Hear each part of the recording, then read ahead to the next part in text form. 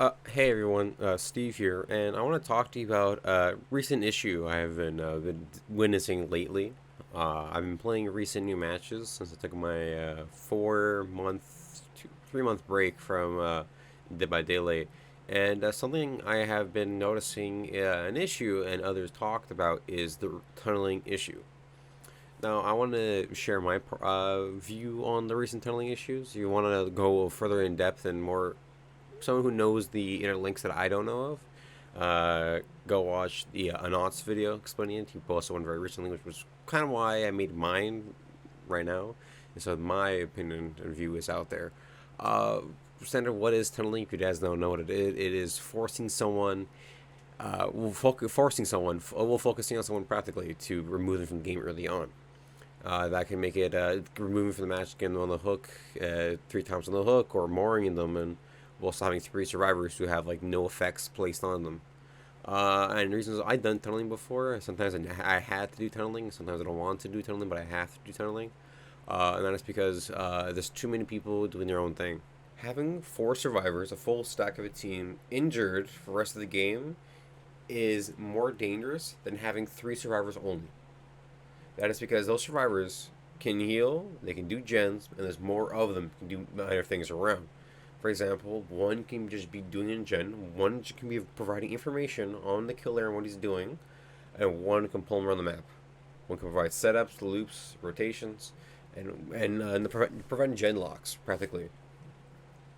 And when you have 3 survivors, it's much more difficult because one person is being hooked, one person has to stay around and try to help the other survivor out.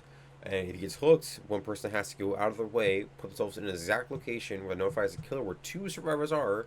Well, you have one who can work on generators. Now, if you have 3 or 2 generators, that's 3 minutes minimum on the gen. Only facts if you're on it right away, immediately to the next one. And that is quite a big, large, decent of time.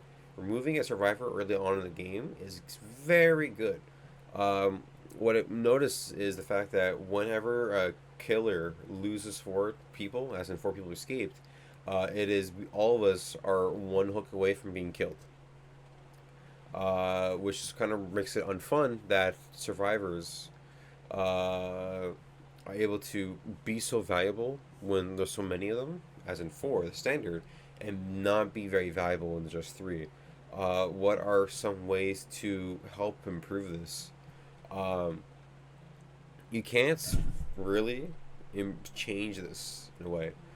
Back in the day, years ago, not years ago, months ago, tunneling was not really prevalent. It was prevalent around, of course, as usual, but it wasn't as bad as other people anticipated it to be.